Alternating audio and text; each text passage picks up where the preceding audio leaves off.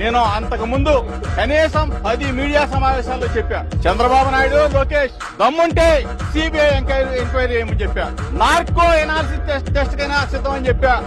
Light detector test కైనా సిద్ధం అని చెప్పా.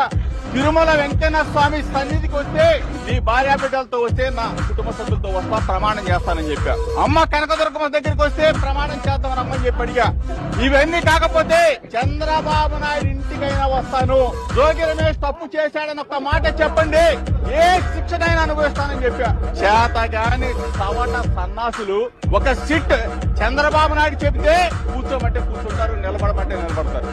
చంద్రబాబు నాయుడు కొడుకు లోకేష్ కి చెప్తా ఉన్నా, 3 నెలల పాటు నన్ను జైల్లో పెట్టినంత మాత్రాన మీ ఆనందం, మీ రాష్ట్ర ఆనందం తీరిందా అని అడుగుతా ఉన్నా. అంటే కేసులు పెడితే వైఎస్ఆర్ కాంగ్రెస్ పార్టీ నాయకులు భయపడతారు, కేసులు పెడితే వైఎస్ఆర్ కాంగ్రెస్ పార్టీని ఇబ్బంది పెట్టాలి అని చెప్పేసి మీరు అనుకుంటే పొరపాటు.